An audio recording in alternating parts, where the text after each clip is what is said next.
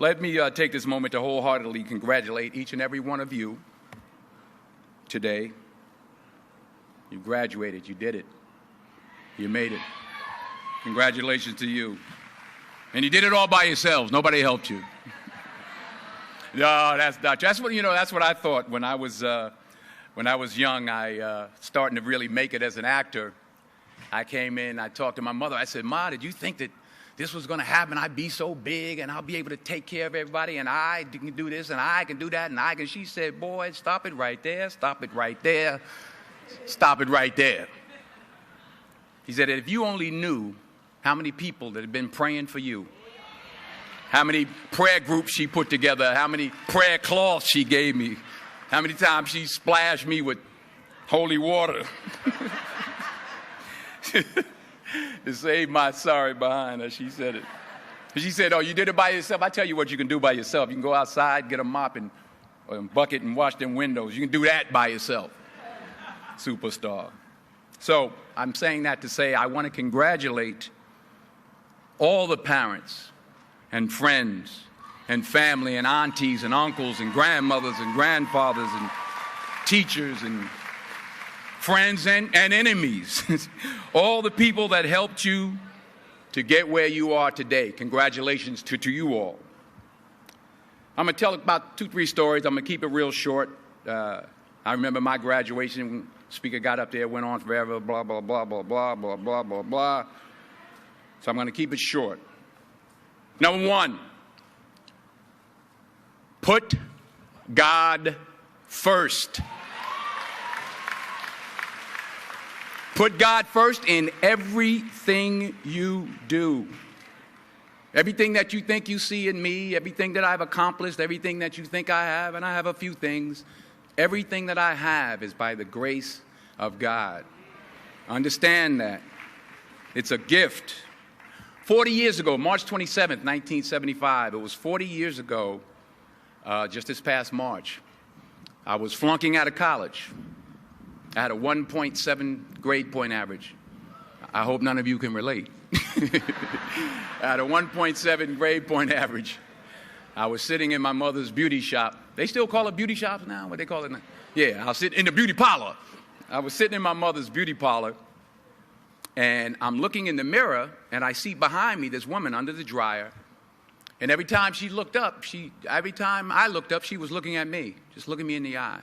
And I didn't know who she was, and I said, she said, "Somebody give me a pen, give me a pencil. I have a prophecy."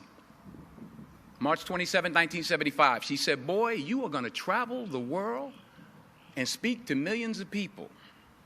Now, mind you, I was flunked out of college. I'm thinking about joining the Army. I didn't know what I was going to do, and she's telling me I'm going to travel the world and speak to millions of people. Well, I have traveled the world, and I have spoke to millions of people. But that's not the most important thing, the success that I had. The most important thing is that what she taught me and what she told me that day has stayed with me since. I've been protected. I've been directed. I've been corrected. I've kept God in my life, and it's kept me humble. I didn't always stick with him, but he always stuck with me. So stick with him in everything you do. If you think you want to do what you think I've done, then do what I've done and stick with God. Number 2, fail big. That's right. Fail big.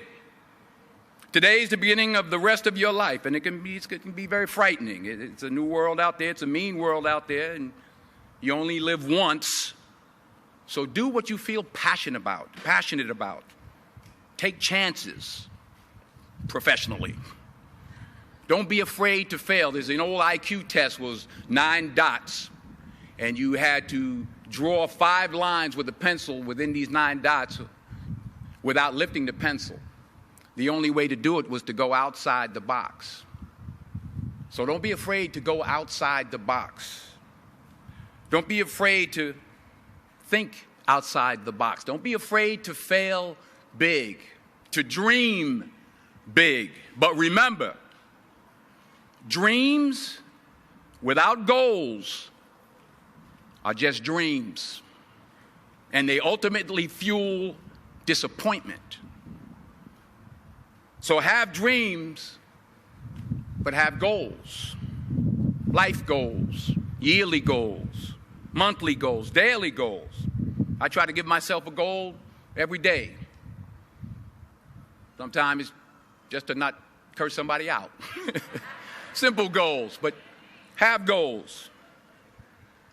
And understand that to achieve these goals, you must apply discipline and consistency.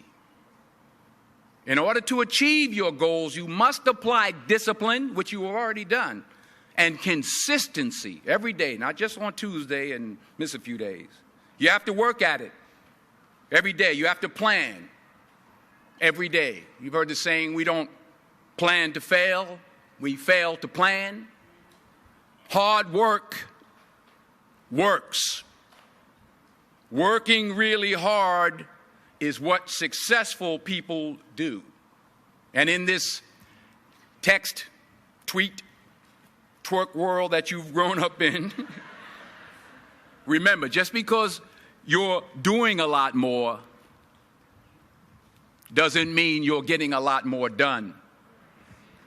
Remember that. Just because you're doing a lot more doesn't mean you're getting a lot more done.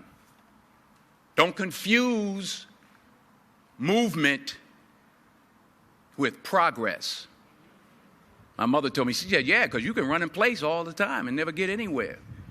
So continue to strive, continue to have goals, continue to progress. Number 3, you'll never see a U-Haul behind a hearse. I'll say it again.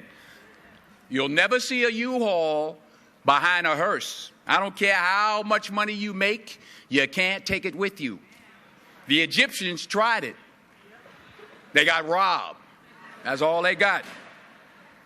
You can't take it with you. And it's not how much you have. It's what you do with what you have.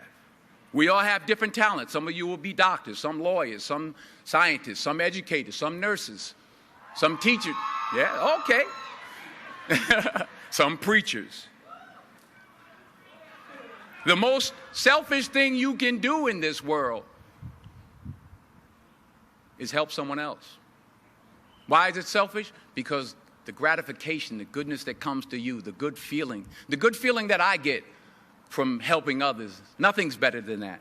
Well, one or two things, but nothing's better than that. Not jewelry, not big house I have, not the cars, but it's the joy. That's where the joy is, in helping others. That's where the success is, in helping others. Finally, I pray that you put your slippers way under the bed tonight, so that when you wake up in the morning, you have to get on your knees to reach them. And while you're down there, say thank you for grace. Thank you for mercy. Thank you for understanding. Thank you for wisdom. Thank you for parents. Thank you for love. Thank you for kindness. Thank you for humility. Thank you for peace. Thank you for prosperity.